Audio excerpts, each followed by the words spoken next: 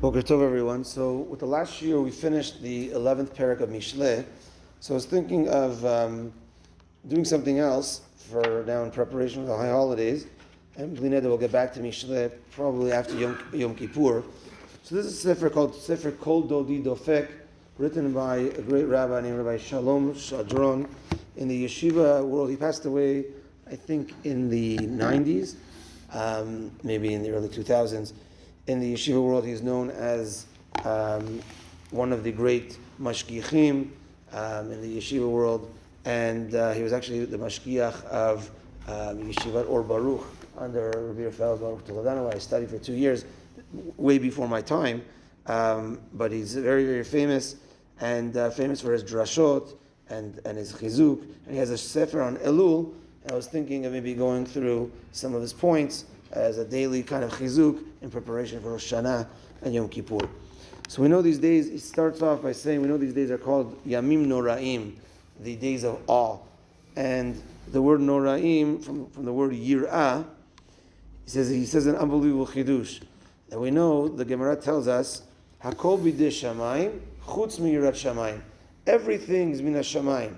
The person walks outside, he finds a $5 bill. Yesterday a guy called me up, he said, Rabbi, I found a $100 bill. What do I do? I said, okay, keep it.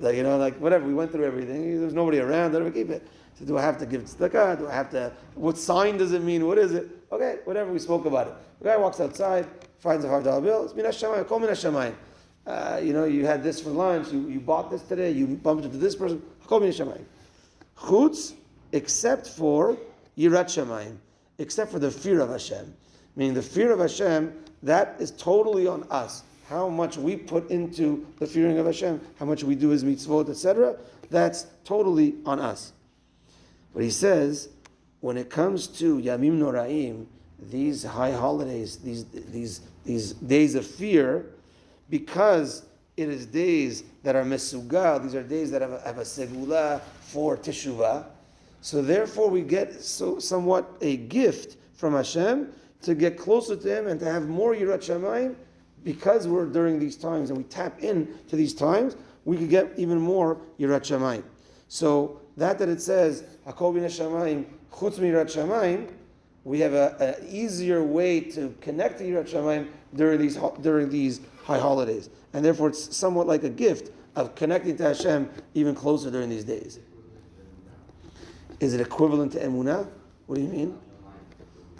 Well, part of Yirat Shamayim is faith in Hashem. That's like the ABC, so to speak. Once you have Emunah, but Yirat Shamayim is how much do I do the mitzvot? How much do I do the tefillot? How much do I do what I'm supposed to do?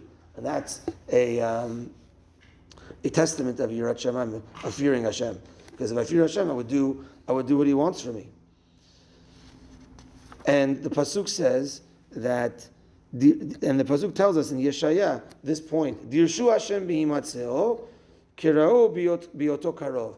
Call out to Hashem when He is close, and be close to Him when He is already there, close to you. And this is during this time of Rosh Hashanah, Aseret Yemei Teshuvah, and Yom Kippur. He's close to us. That means we have a way to get closer to Him rather than the rest of the year. We have a way to connect to Yirat Shamayim even more. And he says it's Kal yoter lashuv. It's easier to do teshuvah during the time of Aseret Yemei Teshuvah. If a person has a stain on his shirt, you need a certain amount of washes or cleaning depending on the depth of the stain. When it comes Rosh Hashanah, Aseret Yemei Teshuvah, Yom Kippur, it gets rid of the stain even faster.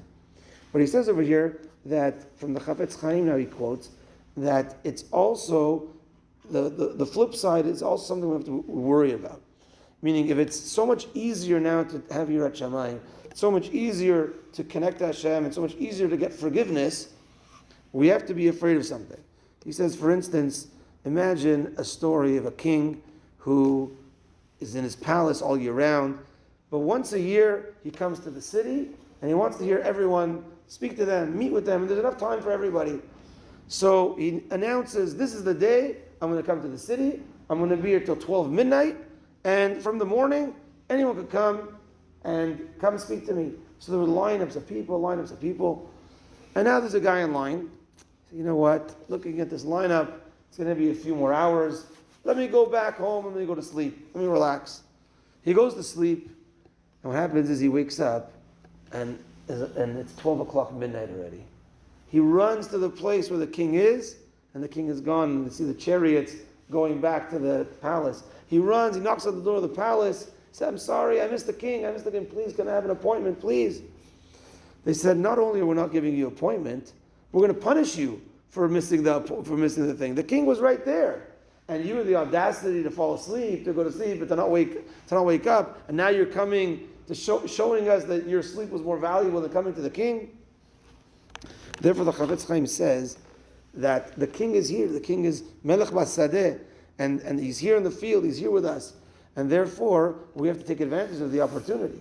And if we don't take advantage of the opportunity, God forbid, it can be looked at as the negative on the opposite side. We don't want that. But it can be looked at that if the opportunity is here and we don't take it. And therefore, now Rabbi Shalom Shvadron adds a little bit more to that mashal. Imagine this person that's sleeping. He goes to sleep, and in the first mashal, he woke up at 12 o'clock. But now let's say a friend of his knows that he went to sleep. And he goes over to him at 8 p.m. and says, hey, I know you went to sleep at 6. It's 8 p.m. now. It's almost midnight. Wake up, the king's still, he's like, I got time. And then he goes back to sleep, he rolls over.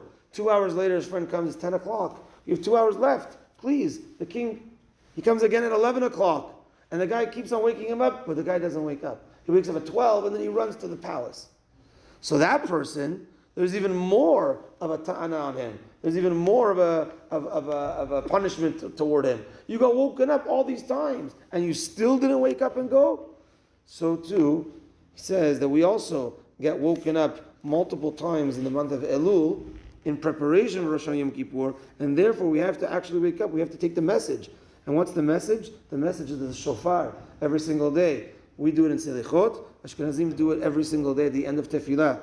And the Rambam says as follows. The famous Rambam in Hilchot Teshuvah. Afal pi shetkiyat shofar beRosh Hashanah gezerat hakatuv. Even though we know that the mitzvah of the shofar on Rosh Hashanah is a mitzvah from the Torah.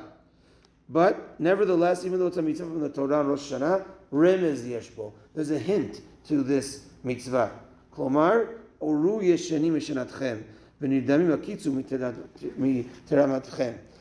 Those that are sleeping, wake up from your sleep. Those that are in a deep slumber, wake up from your slumber. Shofar is like an alarm clock. And therefore, says the Rambam, that in addition for it being a mitzvah from the Torah, it's like a wake-up call. And therefore, every single time we hear the shofar, it's like a wake-up call to do teshuvah. So we're like that person that's a little bit asleep. The king is here. We always get those wake-up calls. We get those wake-up calls. So are we going to take advantage of the wake-up call? That's what we're supposed to be doing. We're going to turn over, and then it's going to pass us.